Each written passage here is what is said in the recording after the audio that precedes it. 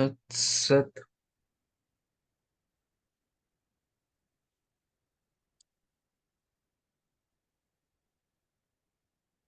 તો આજે આપણે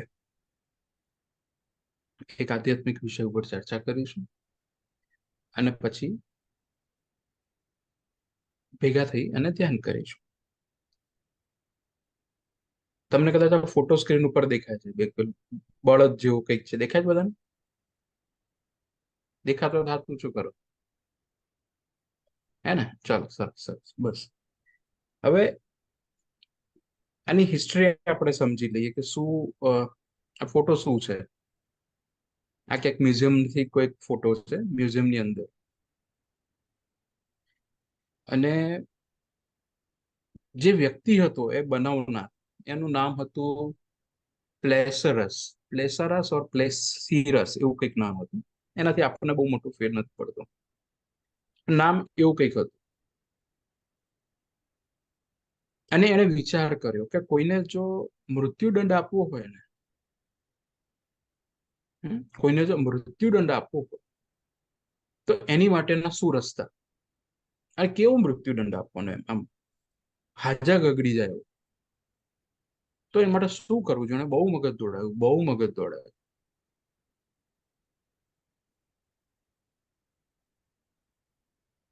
આપણે ના દોડાય, આપણું મગજ જે હોય ના દોડાય.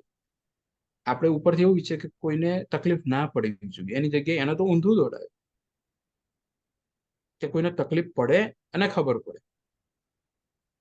તો એ બહુ બધું વિચાર્યું, બહુ બધું વિચાર્યું, અને વિચાર્યા પછી એમણે આવો એક બળદ બનાવ્યો. બળદ કે આને શું કહેવાય? પાડો કે જે ગણવું પડે. આવો બળદ બનાવ્યો છે, લોખંડનો, તાંબાનો એકચ્યુઅલી. તમે જો બળદ જોશો ને તો આની અંદર કઈ રીતની આખી એની રચના કઈ રીતની છે કે આ બળદ છે, અને આ ફોટામાં ખબર નહીં કેટલી સાઈઝનો તમને દેખાતો હશે, પણ એ જાયન્ટ મોટો બળદ. અને આ બળદની અંદર બહુ બધી સ્પેસ, ખાલી સ્પેસ હોય. અને આની નીચે જે છે, આ જે નીચે આમ લાકડા મૂકેલા છે ને, એ નીચે તાપણું સળગાવે. આ તાપણાની જગ્યાએ એટલે કોલસા લગાવે કે તાપણું લગાવે કે જે હોય, પણ અલ્ટિમેટલી અહીંયા આગ લગાવે. પછી ઉપરનું જે તમને ખાંચા જેવી જગ્યા દેખાય છે, હેન્ડલ જેવું, એમાં શું કરે? એ ખોલે, બરાબર. અને એ ખોલ્યા પછી,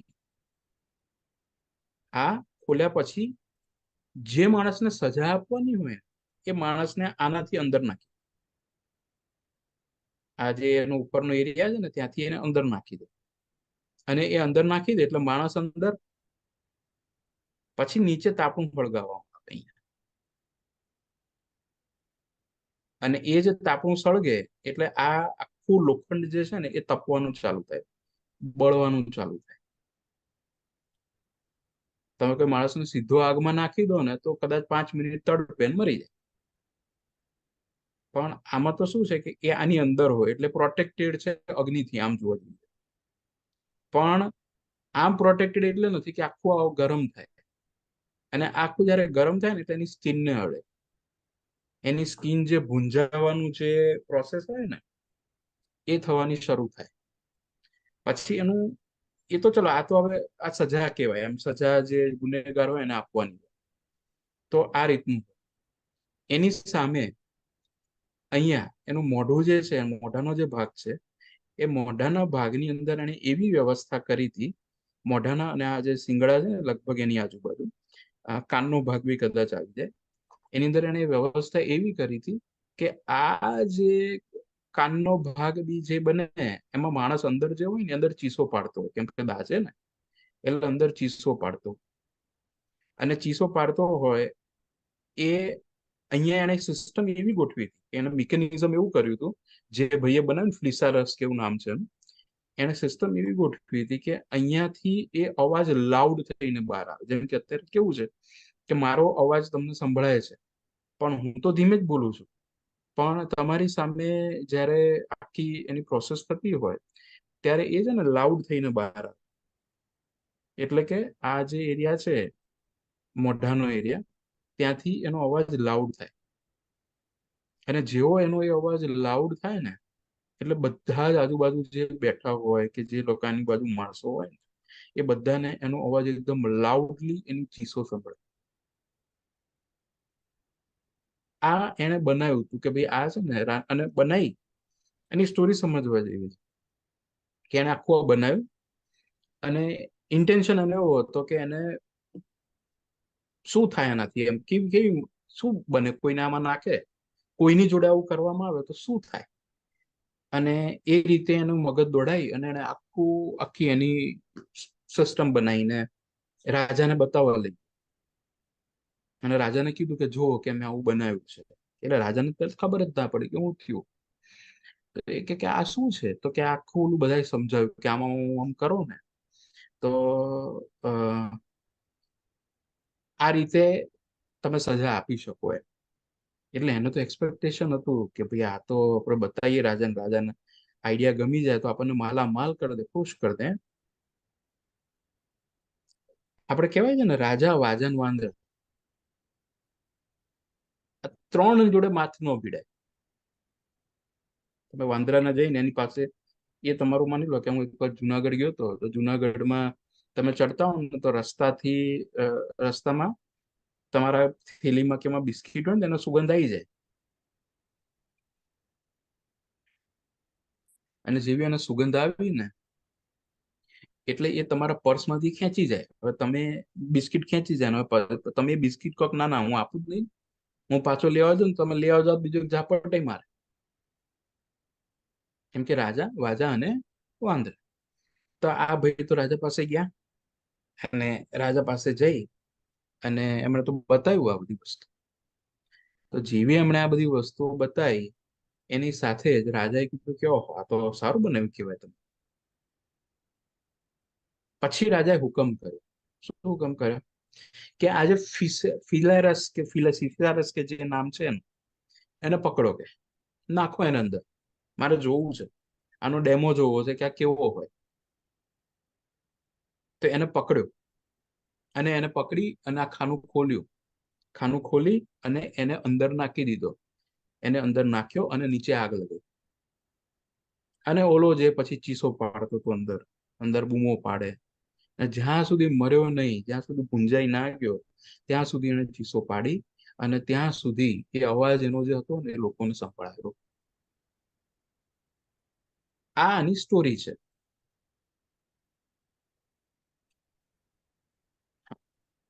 તો આ છે આની સ્ટોરી કે શું બન્યું હતું, એનો ઇન્ટેન્શન શું હતો, અને એની જોડે શું બન્યું. અને એને તો ખરેખર તો બીજામાં કોઈ બનાવે કે પોતાના માટે બનાવે કે ચલો ને હું જોઉં, હું મારું શું થાય છે હું ચેક તો કરું, એવું કોઈ કરે ના કરે. એણે તો બીજા માટે જ બનાવ્યું, અને એને બી જોવું હતું કે શું થાય. પણ એને જયારે રાજાને કીધું તો રાજાએ એને નાખ્યો અંદર, અને રાજાએ જોયું કે શું, અને ઓલાએ તો અનુભવ્યું.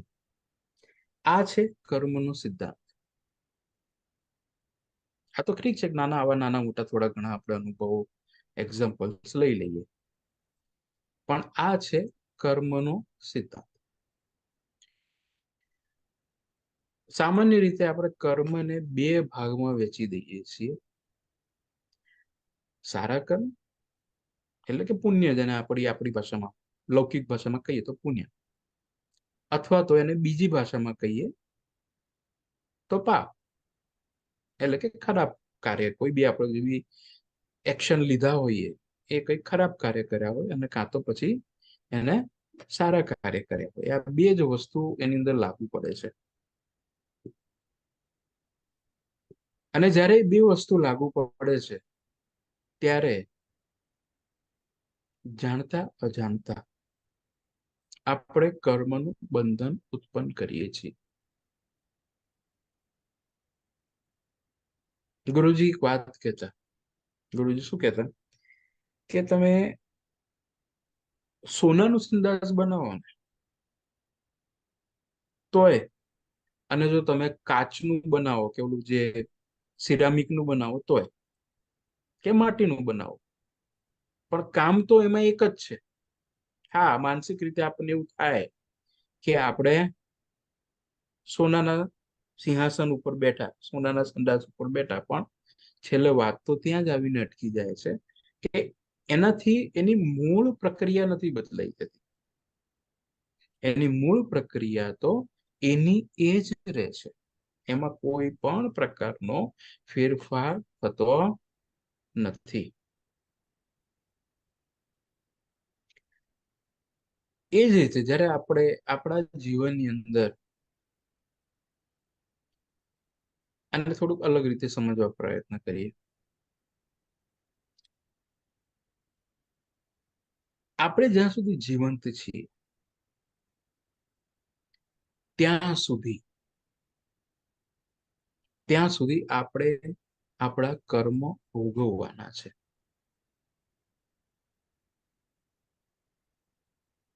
અર્જુને શ્રી કૃષ્ણ ભગવાનને શું કીધું કે ભાઈ મારે આ બધું કરવું જ નથી, મારે આ બધા પડવું જ નથી, મારે લડવું નથી, હું તો આ બેઠો.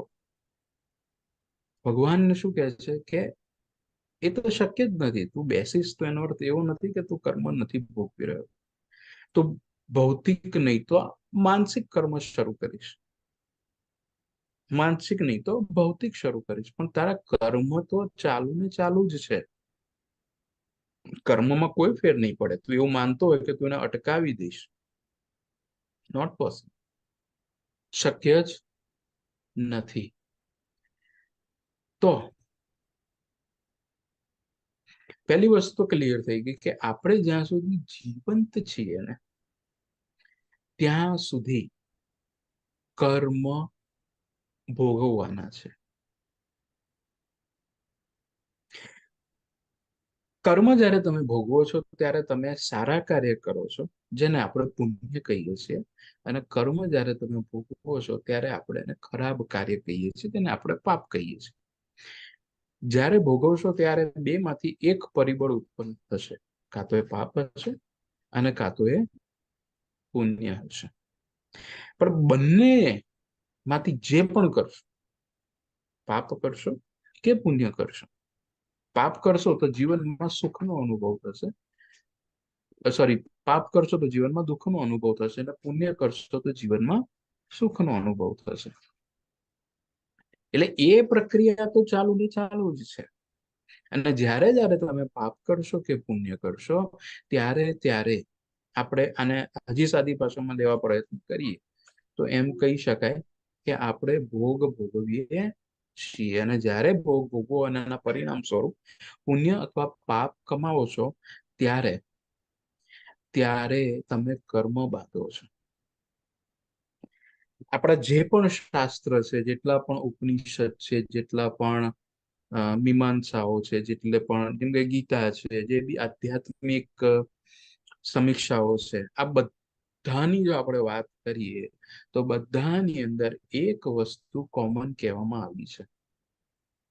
શું કોમન કહેવામાં આવી છે? આ બધાની અંદર એક વસ્તુ એ કોમન છે કે જ્યારે જ્યારે તમે કર્મ ઉત્પન્ન કરો છો ત્યારે તમારે કર્મ ભોગવવા પડશે. કર્મ ઉત્પન્ન કરવાનો રસ્તો કર્મ ભોગવવાથી પૂરો થાય છે, અને કર્મ ભોગવવાનો રસ્તો કર્મ ઉત્પન્ન થવાથી પૂરો થાય છે. અને આ સાયકલ જે છે ને ચાલુ જ રહેશે. પણ જો તમે મોક્ષ તરફ, તમે આત્મ સાક્ષાત્કાર તરફ ગતિ કરવા માંગતા હો તો આની ત્રીજી મેથડ છે, અને એ મેથડ છે કે તમે ભોગ ભોગવો. તમારી પાસે તમારા કર્મના ફળ સ્વરૂપે જે પણ વસ્તુ આવી છે અને જે તમે અત્યારે તમારા જેના માલિક છો,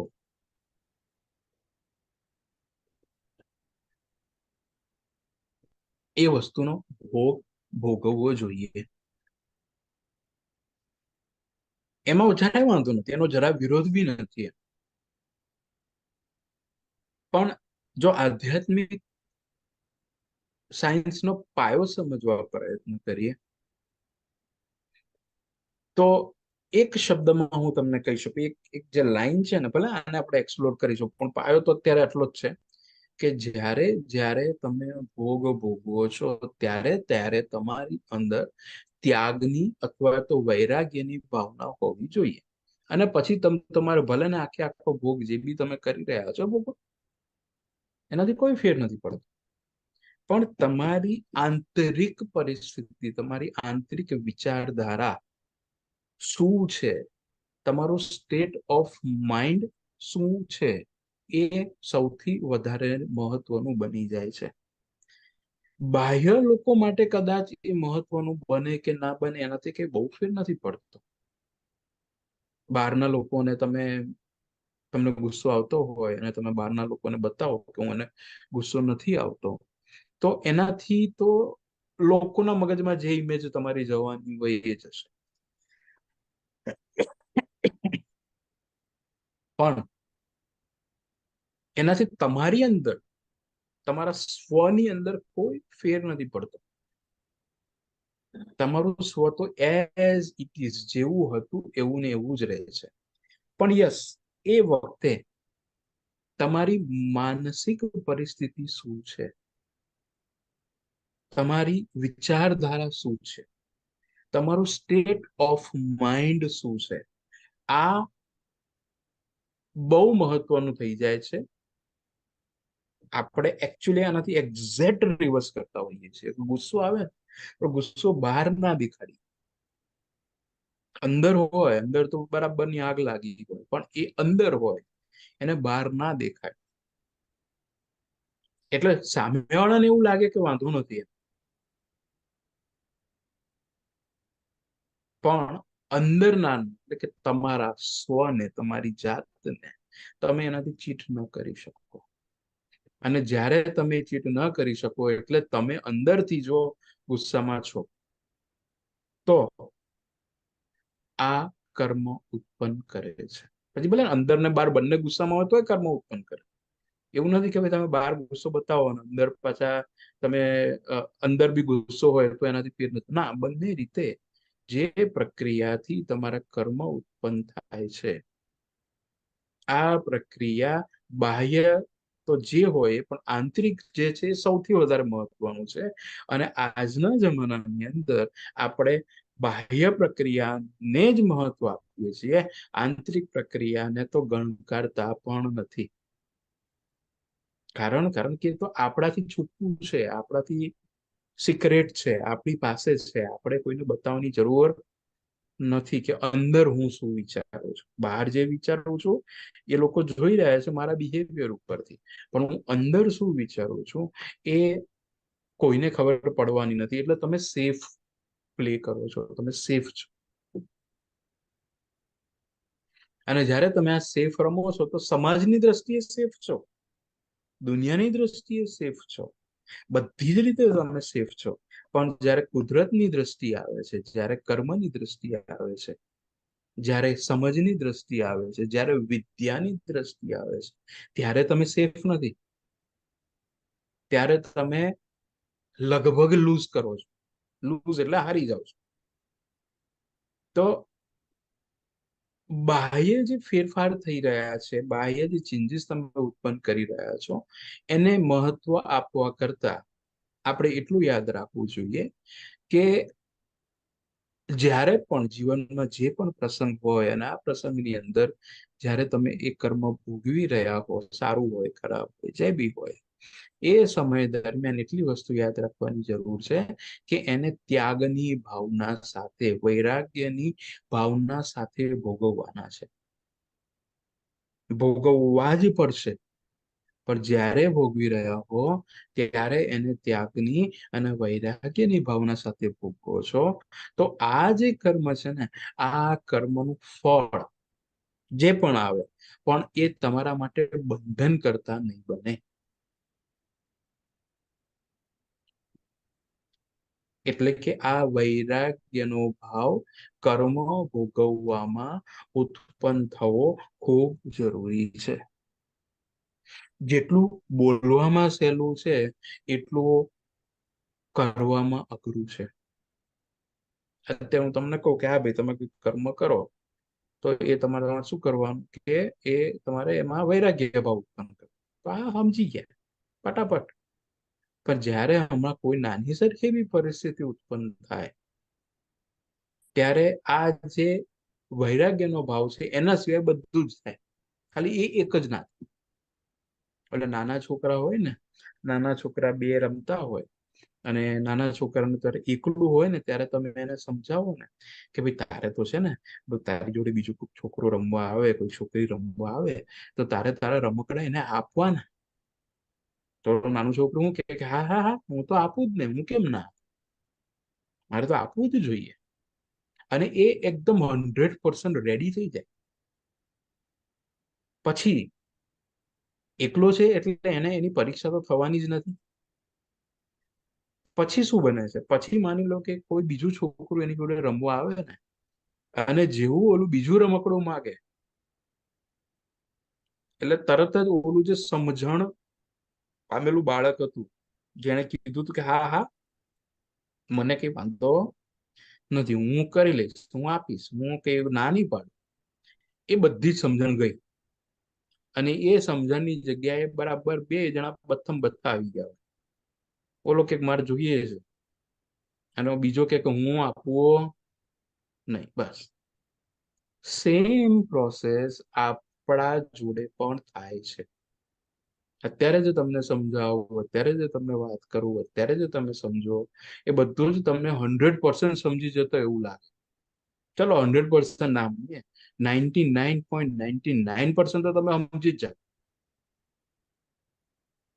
અને એમાં કઈ શંકાને સ્થાન નથી.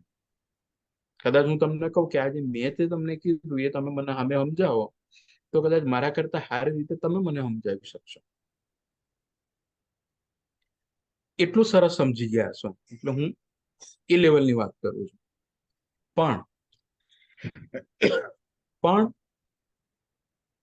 એ સમજેલું, જાણેલું, કરેલું કામ ક્યારે આવે કે જ્યારે એ પરિસ્થિતિની અંદર આપણે ઉત્પન્ન થયા હોઈએ, પરિસ્થિતિમાંથી પસાર થઈએ ત્યારે આ સમજેલું, જાણેલું 100% ક્લિયર એપ્લાય થતું નથી. એનો અર્થ એ થયો કે આ શબ્દ બોલવામાં જેટલો સરળ છે એટલો સમજવામાં નથી. સમજવા કરતા પણ આપણે એને એમ કહીએ કે ઉતારવામાં નથી. એટલે આપણું શાસ્ત્ર તો શું કે છે કે તમે જે ભોગ ભોગવવા હોય એ બધા જ તમારે ભોગવવા જોઈએ. તમારી પાસે ભગવાને તમને જે સુખ સગવડો આપી હોય એ બધી જ સુખ સગવડો તમારે આનંદથી, ખુશીથી વાપરવી જ જોઈએ. પણ એટલું યાદ રાખવું જોઈએ કે જ્યારે જ્યારે કોઈ પણ તમે કર્મ કરી રહ્યા હો ત્યારે આ કર્મ કરતી વખતે તમારી અંદર ત્યાગની ભાવના અને વૈરાગ્યની ભાવના ઉત્પન્ન થવી જોઈએ. બહારથી તમે ભલે ને લોકોને એમ લાગતા હોય કે તમે ઓહો આટલું બધું દબાઈને ખાવ છો, બહારથી ભલે લોકોને એમ લાગે કે તમે આટલા બધા ઇન્વોલ્વ છો, તો એ બહારથી જે લાગવું એ લાગવા, પણ અંદરથી તમને ખબર હોવી જોઈએ કે તમારી જે કર્મ ભોગવવાની પ્રક્રિયા છે એ આંતરિક રીતે તો સેફ છે. તમે એની અંદર વૈરાગ્ય જોઈ રહ્યા છો. અને આ એક વસ્તુ સુધી સીમિત નથી. ખાવાની વાત એટલે લઉં છું કે એ ઈઝી છે સમજવામાં. બધા સાધકોને આખી પ્રક્રિયા સમજવામાં ખાવાની વાત મૂકીએ ને તો સમજી જાય એટલે હું મૂકું છું. એ ઈઝી છે પણ આ બધી જ વસ્તુમાં લાગુ પડે છે. દરેકે દરેક પ્રવૃત્તિની અંદર આ લાગુ પડે છે. દરેકે દરેક વસ્તુની અંદર આ લાગુ પડે છે. સવારથી ઉઠી અને સાંજ સુધી તમે જે પણ પ્રવૃત્તિ કરો છો આ દરેક પ્રવૃત્તિની અંદર આ પ્રક્રિયા લાગુ પડે છે. તમને કરવાની ના નથી પડતા. મને યાદ છે કે જયારે હું નાનો હતો ત્યારે અમે સ્કૂલમાં બધા પરીક્ષામાં તો નહીં પણ બધા ક્લાસમાં બેઠા હોઈએ અને ટીચર અમને પરાણે ચોપડી ટેબલ ઉપર રખાવડાવે અને એ ચોપડી ઉપર બધાએ પરાણે ધ્યાન આપવાનું. અને બધાએ વાંચવાનું, બધા વંચાવે કે ભાઈ આ આટલો ફકરો તું વાંચ, પછી કે હવે તું બેસી જા, બીજાને કે તું વાંચ, પછી ત્રીજાને કે તું વાંચ. તો આમાં બે પ્રકારના છોકરાઓ હોય.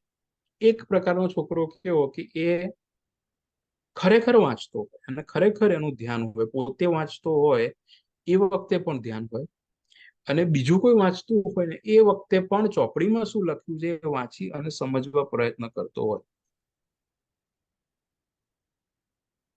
બીજા પ્રકારના છોકરા હોય ને કેવા હોય કે જે વાંચતા હોય, વાંચે ત્યારે એને ખબર ના હોય કે હું વાંચું, બધું જે લખ્યું છે એવું ને એવું વાંચી જાય, પણ જો એ જ સમયે એના ટીચર એને પ્રશ્ન કરે ને કે શું લખ્યું છે આ ફકરામાં, તો એને ખબર ના પડે કે અંદર હું લખ્યું છે, કે અંદર લખ્યું છે એ બધું વાંચી નાખે. શું વાંચ્યું એ રામ જાણે. હવે પોતે વાંચ્યું ના હોય, એટલે પોતે વાંચ્યું એ ખબર ન પડતી હોય, તો બીજા વાંચ્યું હોય ત્યાં તો ધ્યાન જ ના આપ્યું હોય. બધા સેમ પ્રોસેસમાંથી પસાર થઈ રહ્યા છે, બધા એ આ વાંચવાનું છે, બધા એ. અને પાછા અમારા ટીચર તો કેવા હતા ખબર છે તમને? ઓલ ઓફ અ સડન અચાનક જ ઉભા કરે, ચલો ઉભા થાવ, ક્યાં આયા? એટલે તમારે ટીચરને આંગળી મૂકીને ઇમિડિયેટલી બતાવવાનું કે આ જગ્યાએ આ લાઈન ઉપર ઉભા છીએ આપણે. તમે આડવા આજુબાજુ ડાકોડિયા મારી, પણ એ ડાકોડિયા મારવાની સાહેબે એની એની સોલ્યુશન એનું કાઢી લીધું કે હું પૂછું ક્યાં, એટલે તમારે તરત જ આંગળી મૂકવાની કે આ જગ્યાએ. અને જો તમે ડાકોડિયા મારતા હો તો તમને ખબર હોય નહીં, એટલે તમારે પૂરેપૂરા એટેન્ટિવ રહેવું પડે. પોતે વાંચે છે ત્યારે અને બીજા વાંચે છે ત્યારે પણ પ્રોસેસ એકની એક પસાર થઈ રહી છે. એટલે કે તમે બુક વાંચવાની તો પ્રોસેસમાંથી પસાર થઈ જ રહ્યા છો, whether you are interested or not. તમે એમાં ઇન્ટરેસ્ટેડ છો કે નથી એનાથી કોઈ ફરક નથી પડતો.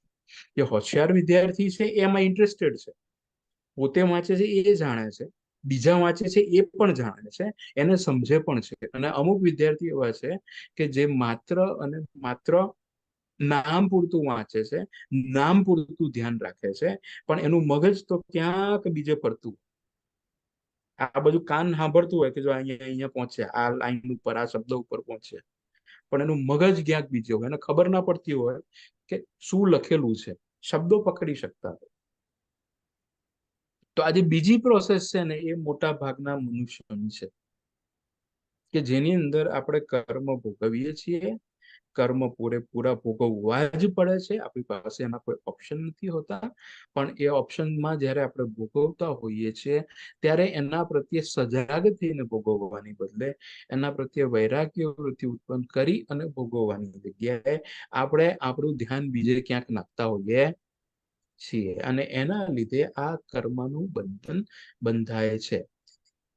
આમ તો આપણું શાસ્ત્ર જો તમે કોઈ પણ ઉપનિષદ વાંચો ને, કોઈ પણ ઉપનિષદ, એની અંદર એક કોમન શબ્દ હું તમને કહી, કોઈ બી શબ્દ તમે ઉપનિષદ વાંચો, તમે ગીતા વાંચી લો, તમે શંકરાચાર્યના કોઈ બી પુસ્તક વાંચી લો, એમણે જે લખ્યા છે, જેમ કે સાહિત્ય સૌંદર્ય લહેરી છે, કે અદ્વૈતવાદ ઉપર છે, કે પછી ઈશોપનિષદ છે, કે જે પણ આપણે બધા જ પુસ્તકો તમે ગણો ને આપણા આધ્યાત્મમાં, બધા જ પુસ્તકો જેને તમે રિફર કરી શકો છો, તો આ બધા જ પુસ્તકો તમે વાંચો, એ બધાની અંદર એક કોમન વાક્ય આમ નહીં તો આમ, આમ નહીં તો આમ ફેરવીને આપેલું છે.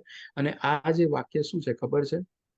આ વાક્ય એ છે કે મનુષ્ય જન્મ લઈ અને જો તમે આધ્યાત્મ તરફ, તમે આત્મ તત્વ તરફ નથી ગયા તો તમારું આ જીવન વ્યર્થ છે. તમારે કર્મ ભોગવવાના છે. કર્મ જ્યારે તમે ભોગવો છો ત્યારે ઇન્દ્રિયોથી ભોગવવાના છે, પણ એ ભોગવતા ભોગવતા આ પહેલો પોર્શન છે ને એ જતો રહે. પહેલો પોર્શન જે છે ને એ તો કોઈને યાદ જ નથી હોતો, અને ઇન્દ્રિયગત એરિયામાં આપણે એટલા બધા ફસાઈ જઈએ છીએ કે એ પૂરું કરતા કરતા કરતા 99 વર્ષ પૂરા થઈ જાય છે, પણ એની સમજણ વિકસિત થતી નથી. પણ તમે, મેં હું કહું છું એને ના માનતા, તમે કોઈ પણ પુસ્તક આમ ગમે ત્યાં બ્લાઇન્ડલી ઉપાડો, કોઈ પણ આપણું આધ્યાત્મનું પુસ્તક ઉપાડી લો, જેને આપણે આપણા કલ્ચર અને શાસ્ત્ર કહીએ છીએ, તો એની અંદર એક કોમન તમને ગમે ત્યાં દેખાઈ જશે. અને શું છે? ફરીથી તમારી અંદર મનુષ્ય જન્મ તરીકેનો તમને ચાન્સ મળ્યો હોય તો તમારે આધ્યાત્મ તરફ ન વળો તો તમારું જીવન વ્યર્થ છે. આજે સમાજની અંદર લોકો શું કે છે કે તમે આટલા પૈસા ન કમાઓ, આટલું નામ ન કમાઓ, આટલી એટલી વસ્તુઓ ન કરો તો તમારું જીવન વ્યર્થ છે. ભગવાનને યાદ ન કરો તો ચાલશે, ફોરગેટ અબાઉટ. આત્મતત્વ છે કે આ બીજી બધી વસ્તુ જેને યાદ નહીં કરો તો ચાલશે, એને જવા દો. પણ તમે આ બાજુ ના વધ્યા, તમે મેળવ્યું નહીં. કે શું ના મેળવ્યું? તો ભૌતિક વસ્તુઓના આ બધા જે પ્રમાણ છે એ બધા ના મેળવે. અને એવું નથી કે ના કરવું જોઈએ, કરવું જ જોઈએ, એ બધી જ વસ્તુ કરવી જોઈએ. પણ તમે એને લક્ષ્ય બનાવી દઈએ આપણે, ત્યાં એક વિરોધાભાસ ઉત્પન્ન થાય છે. હું તો કહું, જે નામ કમાવાનું હોય, પૈસા કમાવાના હોય, નોકરી ધંધો કરવાનો હોય, બધું જ કરવું જોઈએ. આમાંથી એક વસ્તુ છૂટવી ના જોઈએ. પણ એ જ્યારે કરી રહ્યા હો ત્યારે એ સમય દરમિયાન તમારી જે ઇન્ટરનલ પ્રોસેસ છે, જોવાની પ્રક્રિયા છે, આ જોવાની પ્રક્રિયા વૈરાગ્યથી પસાર થયેલી, એના લેવલમાંથી પસાર થયેલી હોવી જોઈએ. હું છે ને મુંબઈ ગયો હતો.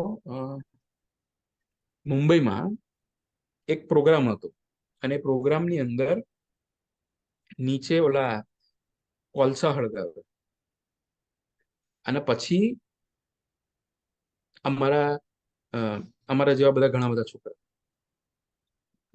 અને સૌથી પહેલા જે ઇન્સ્ટ્રક્ટર હોય ને એ ઇન્સ્ટ્રક્ટર તમને ચાલી બતાવે. આમ નીચે કોલસા હળગતા હોય એટલે લાલ લાલ કોલસા દેખાય તમને,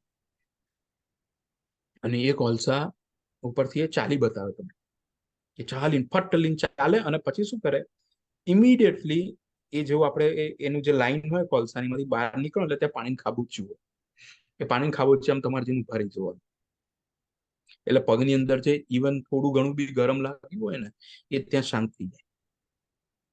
અને પછી તમારે જો વોશરૂમમાં કે જેમ જવાનું હોય એમ જવાનું. તો પેલા ઇન્સ્ટ્રક્ટર ચાલે. ઇન્સ્ટ્રક્ટર ચાલે એટલે 2-5 જણાને તો એ આમ પ્રફુલ્લિત, આમ ખુશ કરી જ દે કે હા ભાઈ આ તો આપણે કરવા જેવું, આ ચાલી કે તો હું માણસ જ છું ને, તો હું ચાલું. એટલે એ 2-5 જણા ચાલે. એ 2-5 જણા ચાલે એટલે એને જોવા વાળા બીજા 5 જણા તૈયાર થાય. તો એમ કરતા કરતા લગભગ બધા ચાલે, કોઈને ફોર્સ નતો કર્યો, પણ એમ કરતા કરતા લગભગ બધાને, એને શું કહેવાય છે, ફાયર વોકિંગ કદાચ નામ છે. તો એ બધા ચાલે. હવે બધા ચાલે તો હું એમાં જ હતો ને,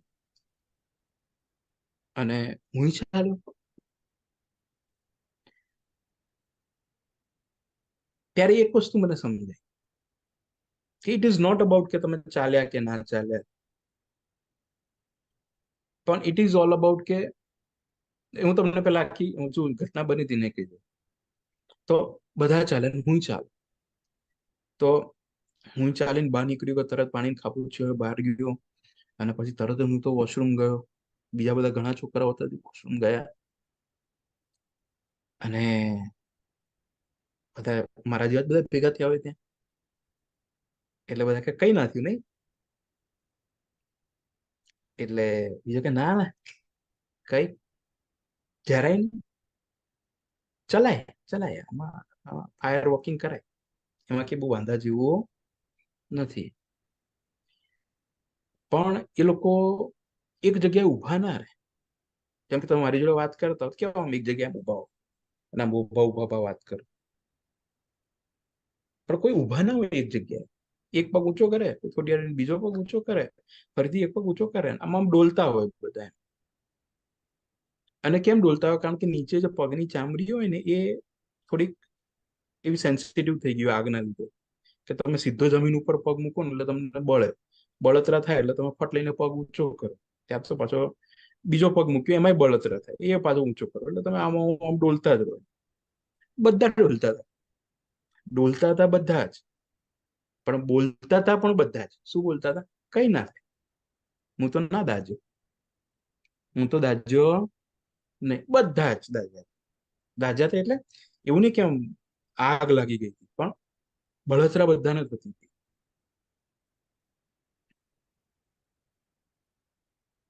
એટલે કે બાહ્ય જે શું થઈ રહ્યું છે, ઈગો. હવે ઈગો ઉપર આવી ગયા કે મને તો ના થાય કઈ, ભલે બધાને થાય, મને થયો નથી. પણ તમે એનું બિહેવિયર જુઓ, તમે એને વ્યક્તિને જુઓ તો તમને ખબર પડી જાય કે દાજે જ છે. પણ મોઢેથી ના બોલે, ના હું ના દાજ્યું, મને નથી થયું કઈ. અને આવા 100 છોકરાઓ, એવું નહીં કે ઓછા, મોટા ભાગના આ જ પોઝિશનમાં હતા. થોડાક લંગડા પછી તો બહાર નીકળતો. પણ તમે પૂછો તો કે ના ના, એ તો મને પેલા થોડુંક વાગ્યું હતું, બાકી મને કઈ થયું નથી. કારણ કે એ જો કહી દે કે ભાઈ મને કઈક થયું, તો આ તો શું છે કે 100 માંથી કોઈને ના થયું, ના એકને જ થયું, તો આ તો વધારે શરમજનક કહેવાય. એટલે હવે તો પ્રશ્ન ઈગો ઉપર આવી. તો ટૂંકમાં કહેવાની વાત એટલી કે બાહ્ય જે છે ને, જે છે, પણ આંતરિક રીતે તમારે આ જ પ્રોસેસમાંથી પસાર થવાનું છે. તમારે એની વચ્ચેથી જ નીકળવાનું છે. અને એની વચ્ચેથી જયારે તમે નીકળતા હો, ત્યારે ખાલી અને ખાલી તમારી દ્રષ્ટિ ફેરવવાની છે. તમારી દ્રષ્ટિ જે છે એ ત્યાગ ભાવના સાથેની હોવી જોઈએ.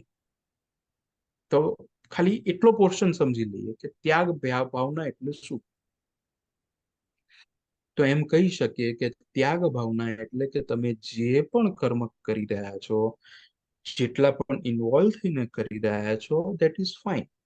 જો કે એનો આપણે ભાગ કરવો હોય તો કરી શકીએ કે એમાં એકને કહીએ કે સેલ્ફલેસ એક્શન, એટલે કે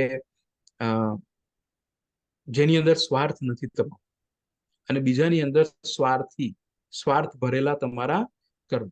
પણ એને આપણે કદાચ અત્યારે એટલું બધું ના ફોકસ કરીએ, પણ ખાલી એટલું વિચારીએ કે તમારે વૈરાગ્ય ઉત્પન્ન કરી અને કર્મ કઈ રીતે ભોગવવા. તો એનો અર્થ એ થયો કે તમારે એનું જે પણ પરિણામ આવે છે, જે કર્મ કરી રહ્યા છો, અને આ કર્મના ફળ સ્વરૂપે જે પણ પરિણામ આવે છે, આ પરિણામને તમારે વૈરાગ્ય ભાવથી, એટલે કે સારું પણ નહીં અને ખરાબ પણ નહીં, એ ભાવથી જ્યારે જુઓ છો, ત્યારે તમારા કર્મના બંધન બંધાતા નથી. ત્યારે તમે કર્મ કરતા હોવા છતાં પણ તમે કર્મ કરતા નથી. અને આ હાર્દ છે, આનો પાયો છે. કદાચ આને મેં આજ પ્રોસેસને અલગ રીતે અલગ વસ્તુમાં સમજાવીએ છે, પણ આને આપણે એક નવા દ્રષ્ટિકોણથી સમજી રહ્યા છીએ. એટલે કે જ્યારે જ્યારે તમે કોઈ પણ કર્મ કરો છો, ત્યારે તમારે એની અંદર ત્યાગ ભાવના, કર્મ કરતી વખતે સારી હોય કે ખરાબ હોય, ત્યારે જે ત્યાગ ભાવના અથવા તો વૈરાગ્યની ભાવના તમે ઉત્પન્ન કરો છો, ત્યારે કર્મ બંધાતા નથી. પણ મેં આગળ કીધું એમ કે બોલવું સરળ છે, પણ જ્યારે કરવાની વાત આવે છે, ત્યારે એ કરવા માટે આપણે કદાચ તૈયાર નથી હોતા, એમ તો ના કહી શકો. તૈયાર તો છીએ, આપણે જાણી લીધું છે, સમજી લીધું છે, પણ આપણે એ હોવા છતાં પણ એને ઉતારી શકતા નથી, એ સમયે ઉતારી નથી શકતા. કારણ કારણ કે એની માટે આત્મ તત્વનો અનુભવ હોવો જોઈએ.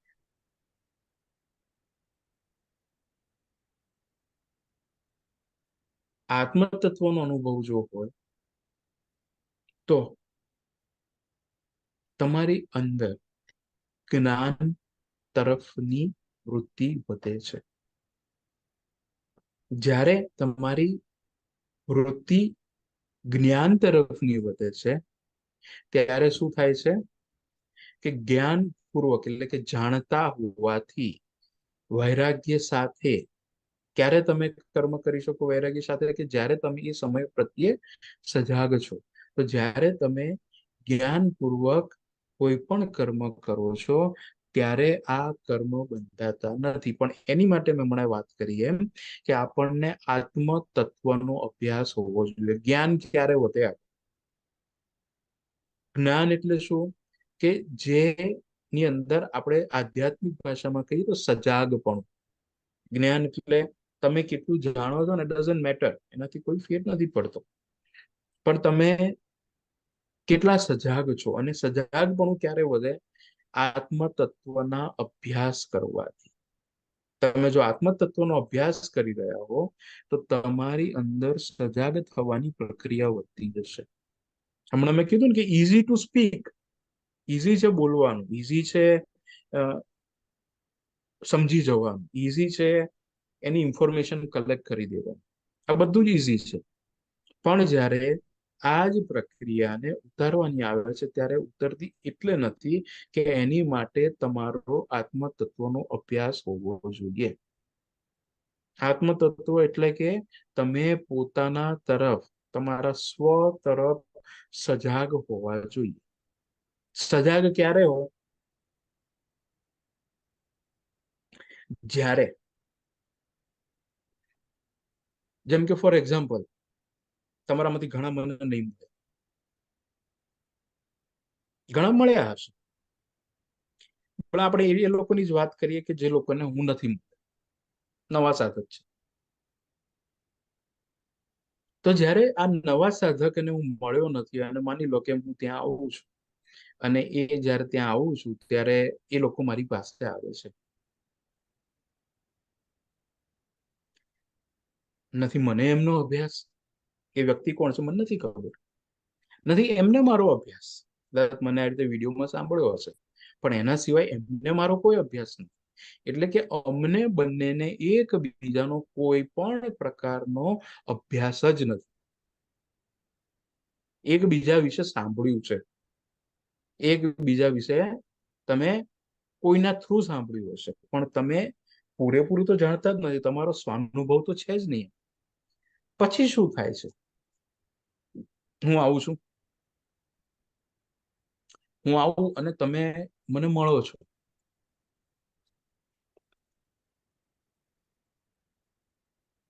તમારી જોડે વાત કરો છો, તમારી જે વસ્તુ છે એ મને સમજાવો છો, તમારી વસ્તુ હું સમજુ છું, આપણા બે વચ્ચે 5 મિનિટ 10 મિનિટનું ડિસ્કશન થાય છે. આ એક વખત થયો. પછી તમે બીજી વખત પણ મને મળવા આવો છો, પછી તમે ત્રીજી વખત પણ મને મળવા આવો છો, પછી તમે ચોથી વખત પણ મને મળવા આવો છો. આ બધી જ વખતે જેટલી વખત તમે મળો છો એ દરેક વખતે તમને મારો અભ્યાસ થાય છે. તમે જાણતા અજાણતા મારો અભ્યાસ કરો છો, મને શીખો છો. પહેલી વખત જ્યારે તમે મળ્યા હો ત્યારે કદાચ ઘણા બધા અલગ અલગ અલગ વિચારો અને ભાવના સાથે મળ્યા હશો. બીજી વખત મળ્યા હશો તો આ અલગ વિચારોમાંથી ઘણા બધા વિચારો ઓછા થઈ ગયા હશે. ત્રીજી વખત, ચોથી વખત, અને પછી તો તમને મારો અભ્યાસ થઈ જાય છે. કદાચ પહેલી વખત તમને મારી પાસે આવતા થોડાક સંકોચ ઉત્પન્ન થયો હોય, પણ ચોથી વખત જયારે મારી પાસે કદાચ તમે આવવા ન હો ત્યારે કદાચ એવો સંકોચ ઉત્પન્ન ન પણ થયો હોય, અને કદાચ તમે ઘણી બધી વાતો મારી જોડે શેર કરો કે જે બીજા કોઈ જોડે કરતા પણ ન હો. એટલે કે તમને મારી વાત શું કહેવાની છે? તમને મારો અભ્યાસ થયો. અભ્યાસ કઈ રીતે થયો? કારણ કે તમે એટલો સમય મારી જોડે વિતાયો, અને મારી જોડે વિતાયો એટલે જ અભ્યાસ થયો ને. તો એ જ રીતે તમને તમારા આત્મ તત્વનો અભ્યાસ હોતો નથી, પણ ન થઈ શકે એવું પણ હોતું નથી. તમે જેટલો સમય પોતાની પાસે રહી અને આત્મ તત્વનો અભ્યાસ કરવો છો, બાના તમારે ઉભા કરવા પડશે. આ આત્મ તત્વનો અભ્યાસ કરવા માટેના બાના તમારે ઉભા કરવા પડશે. કોઈ તમને નહીં કે મારા જેવા આ કલાક બોલીને જતા રહેશે. પુસ્તકો તમને થોડી વાર કહેશે, પણ એ પુસ્તકો બી તમે બંધ કરી દેશો. પણ આ બધી જ પ્રક્રિયાની અંદર બાના તમારે ઉભા કરવા પડશે. શેના બાના ઉભા કરવા? તો તમારે પોતાની સાથે રહેવાના બાના ઉભા કરવા પડશે. મેટર ઓફ ફેક્ટ, જીવનની જે હકીકત છે ને એક્ઝેક્ટલી આનાથી વિરુદ્ધ છે. કઈ રીતે વિરુદ્ધ છે? કારણ કે આપણે રસ્તો એ કાઢીએ છીએ કે આપણે કઈ રીતે આપણા પોતાનાથી અલગ થઈ જઈએ, પોતાની સાથે ના રહીએ. એની માટેના રસ્તા કાઢીએ તો આપણે શું કરીએ? મોબાઈલનો ઉપયોગ કરીએ, આપણે બીજી કંઈક પ્રવૃત્તિઓ ઊભી કરી દઈએ. અલ્ટિમેટલી કંઈક ને કંઈક પ્રવૃત્તિ કરીએ અને એનાથી પોતાની સાથે ન રહીએ. આપણે એનો અભ્યાસ વધારે ને વધારે સ્ટ્રોંગ કરીએ છીએ. જે કરવા કરતા હું એકદમ રિવર્સ કહી રહ્યો છું કે તમારે પોતાની જોડે રહેવાના બાના ઉત્પન્ન કરવા પડશે. માની લો કે તમે ઘરે છો, તમારા પત્ની છે કે તમારા ફેમિલી છે, બાળકો છે, માતા પિતા છે, અને એ લોકો ક્યાંક બહાર ગયા છે કે ટીવી જોઈ રહ્યા છે, તો યસ 10 મિનિટ ઇઝ ઇનફ. એમ 10 મિનિટ પર તમે તમારી જોડે બેસી જાઓ. કેમ ન થઈ શકે? પણ એની સામે આપણે એનાથી એક્ઝેક્ટલી રિવર્સ વિચારતા અને કરતા હોઈએ છીએ. તો હવે આ તમારે કરવાનું છે. સમજાવવાનું કામ મારું છે, કરવાનું કામ તમારું છે. અને એની માટે હું ઘણી વાર તમને મને સાથે પણ મેં પહેલા પણ કીધું છે કે મૌન શિબિર ઇઝ ધ બેસ્ટ ઓપ્શન, જેમાં બાય ફોર્સ તમે તમારી જોડે રહો છો અને by end of the 5, 7, 8, 9 days તમે તમારી જાત જોડે કમ્ફર્ટેબલ થઈ જાઓ છો. પછી પાછા અહીંયાથી છૂટી અને જેવા તમે રૂટીનમાં જાઓ છો એટલે તમે ફરીથી પોતાના જાતથી દૂર થવા લાગો છો. તો એ અભ્યાસ કઈ રીતે વધશે? તમારો આત્મ અભ્યાસ વધશે કઈ રીતે? તમારે આવા બના ઉભા કરવા પડશે.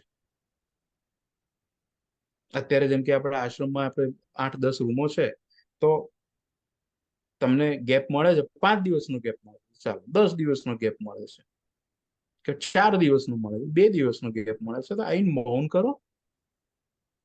2 દિવસનું જ મૌન કરો, કેમ નહીં? પણ એ 2 દિવસ તમને કદાચ શરૂઆતમાં અઘરા લાગે કે આ કેમ, પણ પછી જેમ જેમ તમારો પોતાની તરફનો અભ્યાસ વધતો જશે ને, આ અભ્યાસ તમને જ સ્ટ્રોંગ કરશે. તમારી અંદર એ સજાગતા વધારશે. બહારની દુનિયા નહીં વધારી શકે. બહારની દુનિયાના કામો કોઈ દિવસ ખતમ નહીં થાય. કંઈક એવું કામ આવી જશે કેવું લાગશે કે આમ નાનું છે પણ આમ કરવું પડશે, આપણી પાસે રસ્તો નથી. અને તમારા ઘરે કરવું શક્ય નથી, કેમ કે ઘરે તો આપણે ઓલરેડી બિઝી છીએ. અને ઘરે રહીને આપણને કામ ઉભા કરવાની આવડત આવડી ગઈ છે.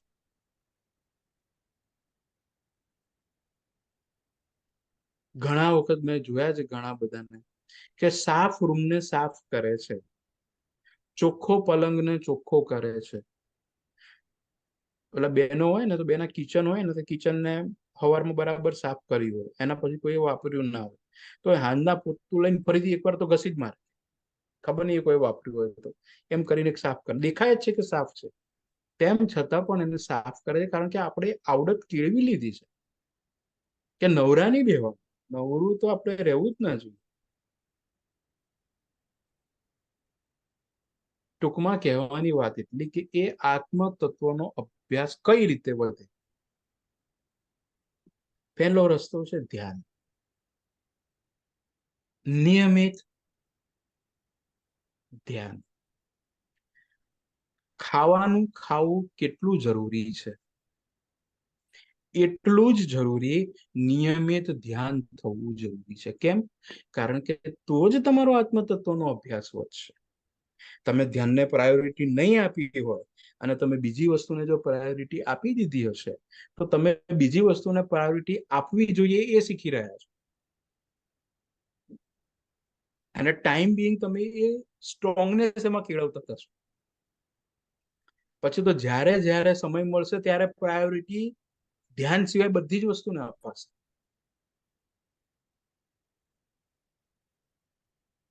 ખાલી અને ખાલી ધ્યાનને પ્રાયોરિટી નહીં અપાય. કેમ? કારણ કે અહીંયા દેખાઈ રહ્યું છે કે તમે હજી આત્મ તત્વ જોડે રહેવા ટેવાયેલા નથી.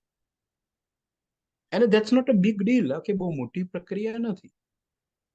આ પ્રક્રિયા કેવી છે? નાની પ્રક્રિયા છે. તો ટેવાવાની શરૂઆત કરો. તો એમાં પહેલો રસ્તો છે ધ્યાન. તમે રોજ ધ્યાન કરો, નિયમિત અભ્યાસ કરો. એને હું કહું છું એટલે નહીં, મારા ફાયદામાં છે એટલે નહીં, પણ તમારા આત્મ તત્વના અભ્યાસમાં મજબૂત થવા માટેની સીડી છે. આપણે ધ્યાનમાં શું કરીએ છીએ? આંખ બંધ કરીને આપણે આપણી જાતને જોઈએ છીએ. વિચારો આવે છે, જાય છે, થઈ રહ્યા છે, આમ થઈ રહ્યું છે, પ્રાણ વધી રહ્યો છે, ઘટી રહ્યો છે, પણ છેલ્લે શું છે? છેલ્લે તમે તમારી જાત જોડે રહી રહ્યા છો, તમારા આત્મ તત્વ જોડે રહી રહ્યા છો. અને જેટલું આત્મ તત્વ જોડે રહેશો એટલું તમારી અંદર સજાગપણું આવશે. પણ આ એક અડધો કલાકની લિમિટેડ ફ્રેમ આપણે બાંધી દીધી છે, કારણ કે આપણે જાણીએ છીએ કે આજના જમાનામાં માણસો તો બહુ બિઝી છે. એમને અડધો કલાકનો સામાન કરીએ ને તો ઘણીવાર ઘણા મને પ્રશ્ન કરતા હોય કે 20 મિનિટ કરીએ તો ના ચાલે? ઘણા કે 10 જ મિનિટ કરીએ તો ના ચાલે? ઘણા કે ઓલા પ્રાણાયામ ના કરીએ સીધા 10 મિનિટ બેસી જઈએ તો ચાલે કે નહીં? એટલે હું તો એમને જ કહું કે ભાઈ તમે હાવ ના કરો ને તો બધું ચાલશે. તમે એમ કહો કે ના ના, હું કહું કે ના 10 મિનિટ તો ના ચાલે, અડધો કલાક તો જોઈએ, તો પછી તમે એમ નક્કી કરો કે તો પછી કામ કરીએ, તો હવે આવતા મહિને શરૂ કરીએ. તો એ આવતો મહિનો તો આવવાનો જ નથી. એના કરતા તો હું એમ જ કહીશ કે કરી જ નાખો. કોઈ પ્રાણાયામ કરવાની જરૂર નથી, કાંઈ કરવાની જરૂર નથી. તમે બેસી જ જાઓ, અત્યારે જ બેસી જાઓ. હું તો ઘણી વાર હું કરતો જ હોઉં કે ઘણા લોકો વખાણ બહુ કરે ને, ક્યાંક હું ગયો ને બધા કે ઓહો તમે તો બહુ ધ્યાનની એની પ્રવૃત્તિ કરો છો અને સારું કહેવાય. હું કહું હાલો બેસી જઈએ. કે ના ના ના, અત્યારે નહીં, અત્યારે નહીં, અત્યારે ખાધું, અરે મૂકો પડતું, ખાધું ખાધું બેસી જઈએ. તો કે ના અત્યારે નહીં, આપણે કામ કરીએ, કાલે પરમ દિવસે સ્પેશિયલ આવીશ. તો સ્પેશિયલ આવવાની જરૂર જ નથી. આજે આયા છો ને અત્યારે જ બેસી જાઓ. પણ એવા સરસ મજાના બહાના, આમ ને તેમ ને, આમ જવાનું છે, તેમ જવાનું છે, ખાધું છે, પીધું છે, ફર્યા છે, આમ છે, તેમ છે, પણ અત્યારે ના બે. એટલે એમનું જે વખાણ કરવાનો જે ઉત્સાહ હોય ને બીજી વાર આવે નહીં. પણ કેમ? કારણ કે ભાગવાની પ્રક્રિયા, આત્મ તત્વથી દૂર ભાગવાની પ્રક્રિયામાં આપણી માસ્ટરી છે. અને એ માસ્ટરી જે છે એ માસ્ટરીથી રિવર્સમાં આપણે કરવાનું છે. એટલે થોડું કદાચ અઘરું પડે, પણ અઘરું નથી, એવું અઘરું નથી. તો આ અડધો કલાક એ પહેલો રસ્તો છે. બીજો રસ્તો મેં તમને સમજાવ્યો છે, આ છે તમારી આજુબાજુ થતું સમૂહ ધ્યાન. આના હું બે રસ્તા પાછા કરીશ. એક, તમે સમૂહ ધ્યાનમાં જાઓ. બે, તમે જ સમૂહ ધ્યાન કરો. એકમાં તમે જઈ રહ્યા છો કે જ્યાં ગ્રુપ ઓફ પીપલ ભેગા થઈ અને ધ્યાનનો અભ્યાસ કરે છે. અને માની લો કે ઘણા મને કહેતા હોય કે અમારે આજુબાજુ કઈ ધ્યાનનું કેન્દ્ર નથી. કઈ વાંધો નહીં, તમે જ કેન્દ્ર બની જાઓ. તમે જ કહો કે ચલો હું કરું ને તમે આવી જાઓ, જોઈન થઈ જાઓ મને. બે જ જણા થઈશું ને, કઈ વાંધો નહીં. મોર દેન ઇનફ. બે તો બે અને પાંચ તો પાંચ. પણ સમૂહ ધ્યાન એટલે કારણ કે એ તમારા માટે ખૂબ જરૂરી છે. એક પ્રકારનો ઉત્સાહ આપે છે. અને ત્રીજો રસ્તો જે હું કહું છું એ છે કે તમારે એક વખત આવા એક આધ્યાત્મિક જગ્યાએ, આઉટ ઓફ ભૌતિક દુનિયાથી દૂર એક વખત તમારે મહિનામાં જવું જ જોઈએ. બે વખત જાઓ તો ખોટું નથી, પણ એક વખત એટલે જ જવું જોઈએ કે તો જ બ્રેક થશે. નાના છોકરા હોય ને, નાનું બચ્ચું હોય, આ નાના બચ્ચાને ખબર ના હોય કે માગવાનું કઈ રીતે, મમ્મી પાસે પપ્પા પાસે માગવાનું કઈ રીતે, લોકો પાસે કઈ રીતે માગવાનું. એને અલગ અલગ અલગ એ મેથડો કરે, એને ખબર બી ના હોય. એમ કરતા કરતા કરતા એને એક વસ્તુ સમજાઈ જાય કે આપણે જયારે રોઈએ છીએ ને, એને દુઃખ થાય, એમ એને કંઈક જોઈતું હોય. માની લો કે નાનું બચ્ચું છે ને એને પાણી જોઈએ છે, તો પાણી ખબર પડે નહીં. એટલે રોવાનું ચાલુ કરે. રોવાનું ચાલુ કરે એટલે એની મધરને તરત ખબર પડી જાય કે આ બચ્ચાને પાણી જોઈએ છે, તેને આપો પાણી. માતાએ ભલે એને પાણી આપ્યું, પણ સામે બાજુ બચ્ચાના મગજમાં ફિટ બેહી ગયું. શું? રોઈએ એટલે પાણી મળે, અને રોઈએ એટલે જે જોઈતું એ મળે. અને પછી તો ઘણા છોકરાઓ, તમે માગો અને તમે ના પાડો અને પછી રોવાની શરૂ થાય, એની પહેલા તો રોતા રોતા જ શરૂઆત કરે. પેલી શરૂઆત જ રોવાની સાથે. અને આપણે બધું શું કરવા રોવે છે? ત્યારે ઓળખ મારે આ જોઈએ. એટલે ભાઈ તું રોયા વગર માગ ને. એની જગ્યાએ હવે એની પાસે એની માસ્ટરી આવી ગઈ છે કે પહેલેથી જ મમ્મી પપ્પા ઢીલા પાડી દો.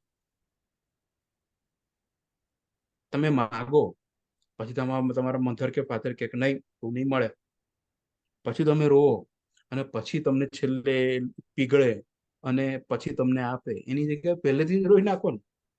પહેલેથી તમે રોવો એટલે હવે એ પીગળવાની પ્રક્રિયા જે ચોથા સ્ટેપમાં હતી કે ત્રીજા સ્ટેપમાં હતી, એ પ્રક્રિયા પહેલા જ સ્ટેપમાં.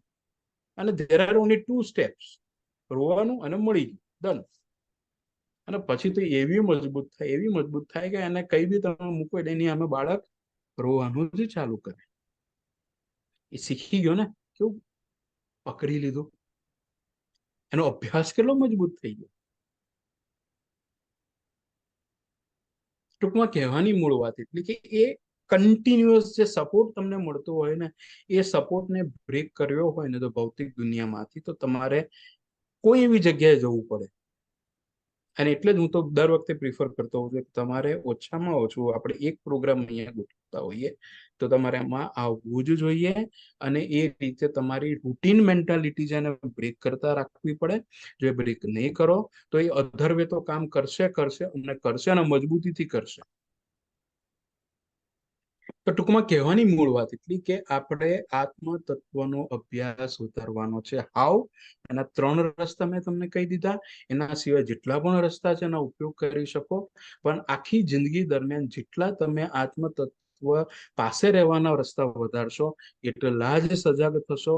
અને જેટલા સજાગ થશો, ઓટોમેટિકલી તમારી કર્મ બંધનની પ્રક્રિયા મજબૂત થવાની જગ્યાએ ઢીલી પડતી જશે.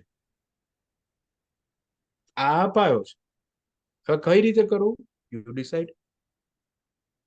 જરૂરી નથી કે 2 જણ બેઠા હોય તો 2 જણ બેસીને ગપ્પા જ મારવા પડે. જરૂરી નથી કે ટાઈમ પસાર કરવો હોય તો ગપ્પા મારી, એકબીજા જોડે વાતો કરી, અનનેસેસરી પ્રવૃત્તિઓમાં સમય આપી અને તમે સમય વેડફો. It's up to you. એટલે કે તો તમારી ઉપર જ નક્કી હોય. પણ એક સાધક તરીકે એક્સપેક્ટેડ નથી. એક સાધકને જો આપણે એવું વિચાર કરીએ તો સાધકની દ્રષ્ટિ આત્મ તત્વના ચિંતન તરફ થવું જોઈએ. તો ટૂંકમાં જે કર્મ ઉત્પન્ન થવાની પ્રક્રિયા છે, શું કહીએ છીએ, ફરીથી આપણે મુદ્દા ઉપર આવી જઈએ. ભોગ તો ભોગવવાના જ છે. There is no way. જે છે આપણી પાસે એને ભોગવવાનું છે. ભગવાને તમને બહુ મોટા ઉદ્યોગપતિના ઘરમાં જન્મ આપ્યો હોય તો તમારે શું કરવું પડે? તમારે આ ઉદ્યોગપતિ પાસે જે ધન સંપત્તિ હોય એ સાચવવાની જવાબદારી છે, એને મેનેજ કરવાની જવાબદારી છે. તો એને તો તમારે છોડવી શક્ય જ નથી. પણ એની વચ્ચે રહી અને બધી જ પ્રવૃત્તિઓ કરતા કરતા જો આત્મ તત્વનો તમારો અભ્યાસ વધતો જાય તો ઓટોમેટિકલી તમારી અંદર સભાનતા, સજાગતા, કોન્શિયસનેસ વધતી જશે. અને જેનાથી તમે એ જ કર્મ કરશો, પણ એ કર્મ કરવાથી ઓલા વિદ્યાર્થી જેવો, જે હોશિયાર વિદ્યાર્થી છે ને, એના જેવું કે વાંચે બી છે, સમજે બી છે. અને ઠોઠ વિદ્યાર્થી શું છે, એ વાંચે બી છે, સમજે બી છે, તેમ છતાં પણ વાંચતો પણ નથી અને સમજતો પણ નથી. તેમ છતાં પણ બુક વાંચવાની પ્રક્રિયામાં તો બંને પસાર થઈ જાય. આપણા જીવન પણ પસાર થઈ રહ્યું છે. તમે બુક વાંચો તોય પસાર થઈ રહ્યું છે, તમે બુક ન વાંચો તોય પસાર થઈ રહ્યું છે. તો અત્યારે હવે આપણા સેશનમાં આપણું જે સમજાવવાનું હતું વાત થઈ પૂરી થઈ છે. અને હવે આપણે બધા ધ્યાનની પોઝિશન લઈ લો.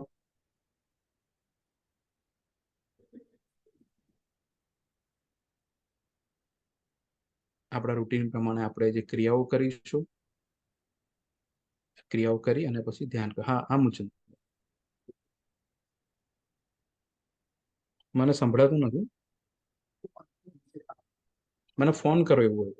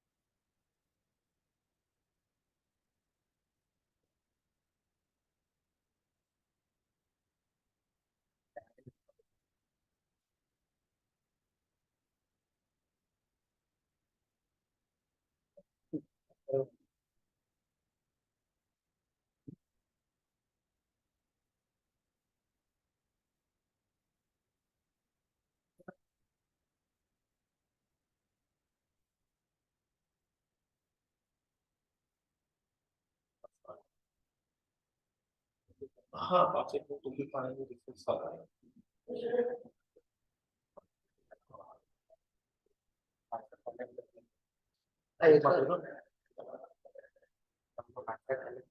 આપણે ભાઈ 5 મિનિટની બ્રેક લઈ લઈએ છીએ. તમે તમારે વોશરૂમ ને એવું જઈ આવો અને પછી આપણે પાછા ધ્યાન માટે ભેગા થઈએ. બધા પાછા આવી જજો ઝડપથી. હરિઓમ.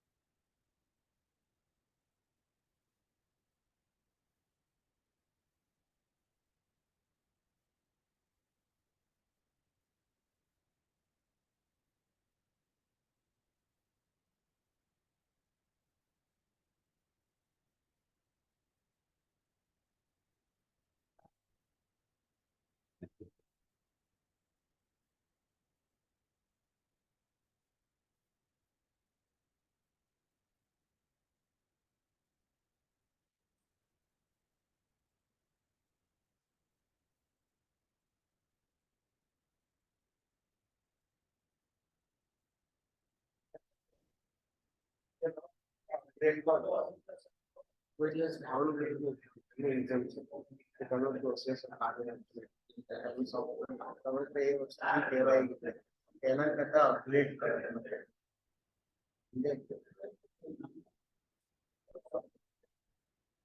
તમે પણ વર્ક કરશો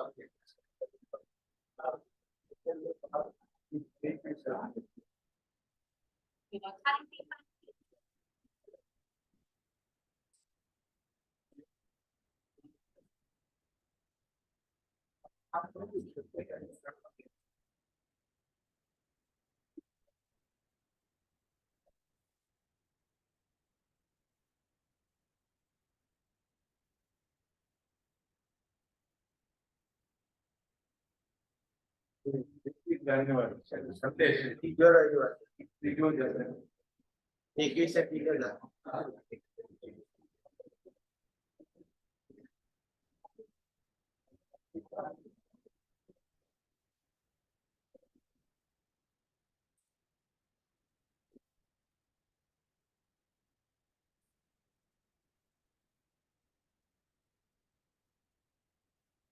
બેટરી બેકઅપ કેવું પેલા જૂના ફોનમાં અત્યારે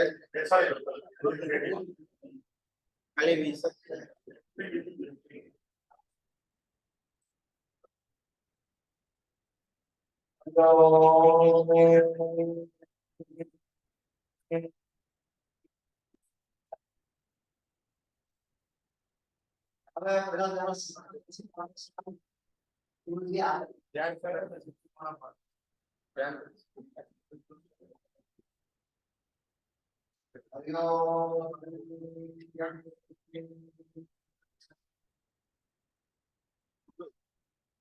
સાગર ભાઈ બહેનોને વિનંતી કે પોતાનું આસન ગ્રહણ કરો સરખી રીતે તો ગુરુજી પધારે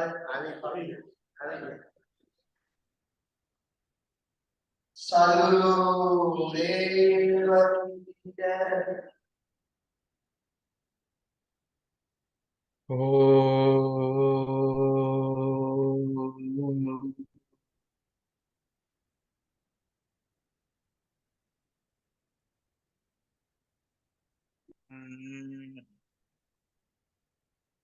સત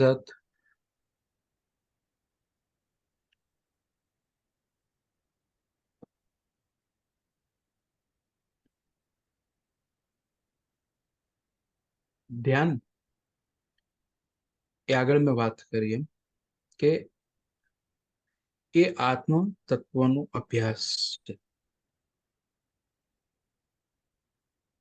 અને આ જે અભ્યાસ છે એને તમે તમારી પ્રાયોરિટી લિસ્ટમાં પ્રાયોરિટી આપો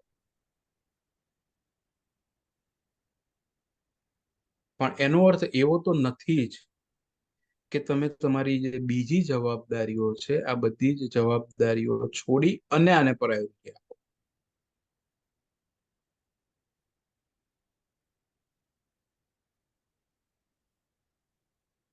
કારણ કે આપણે હમણાં વાત કરીએ એમ કે બધા જ શાસ્ત્રોના પુસ્તકની અંદર આ એક કોમન શબ્દ તમે સાંભળશો અને એ છે કે મનુષ્ય જન્મ થઈ અને જો આપણે આધ્યાત્મિક વિકાસ તરફ ગતિ કરતા નથી તો એનો અર્થ એ થયો કે તમે આ મનુષ્ય જીવનનો મૂળ ઉદ્દેશ્ય જે છે એને તમે છોડો છો. માની લો કે તમે જમવાની હોટલ હોય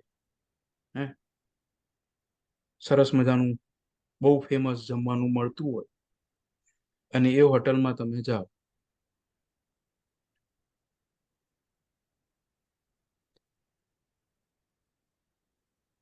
પણ ખાલી જ્યુસ પીને બહાર આવો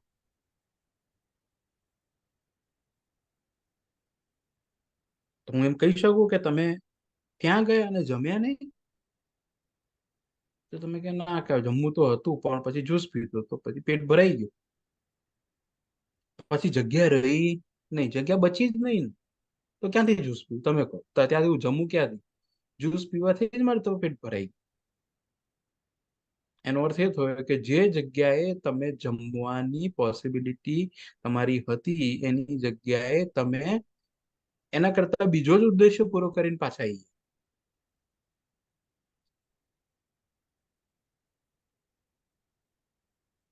એ જ રીતે જયારે મનુષ્ય જન્મની આપણે વાત કરીએ તો મનુષ્ય જન્મની અંદર પહેલી જે પ્રાયોરિટી છે એ આત્મ તત્વનો અભ્યાસ છે. પછી તમે આત્મ સાક્ષાત્કાર કરો કે ના કરો, that is a secondary thing.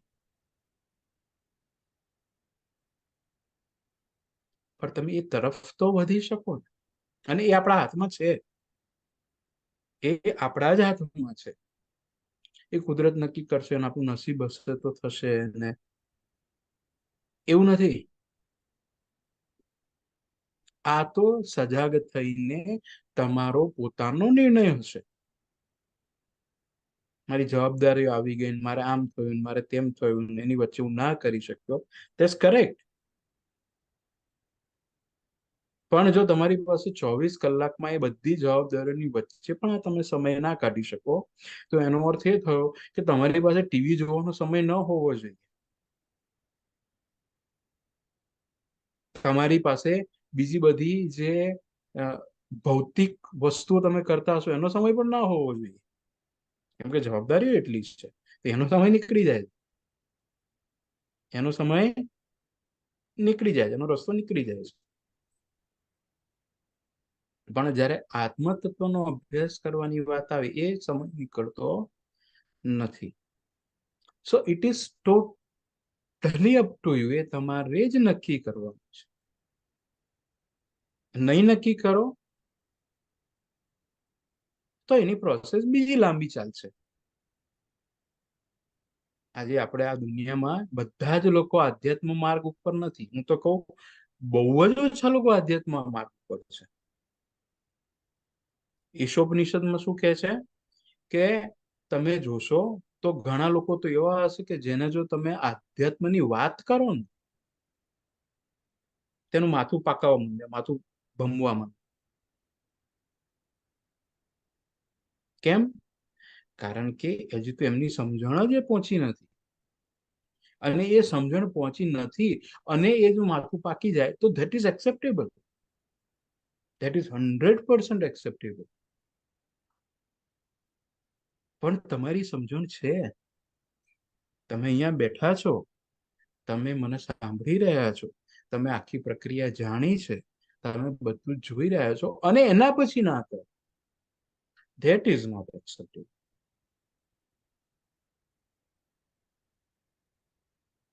કોઈ અજ્ઞાની હોય ને એ ના કરે તો ઠીક છે, હવે શું કરીએ, કઈ વાંધો. પણ જે વ્યક્તિ બધું જ જાણતો હોવા છતાં પણ એ તરફ પોતાનું લક્ષ્ય ન રાખી શકે, that is not acceptable. And not acceptable to me નહીં, મને તો એનાથી કોઈ ફેર નથી પડતો. Not acceptable to nature, not acceptable to કુદરત, not acceptable to universal consciousness, સમગ્ર કોન્શિયસનેસ. તો ફરીથી મેં તમને એના રસ્તાઓ કહી દીધા. તમારે કઈ રીતે એમાં વધવું જોઈએ, તમારી દ્રષ્ટિએ તરફ ફેરવવી જોઈએ. કદાચ બની શકે કે તમે એક વખત મને સાંભળો, બીજી વખત બીજી રીતે આ જ વસ્તુ સમજાવો, ત્રીજી વખત તમને આ વસ્તુ સમજાવો, અને એમ કરતા કરતા કરતા આજે નહીં તો કાલે તમારી અંદર આવું ઉતરે તોય બહુ થઈ. પણ હું તો એવું એક્સપેક્ટ કરું કે આજે જ ઉતરે. પણ દેટ ઇઝ ફાઇન. એ તમારે નક્કી કરવાનું છે.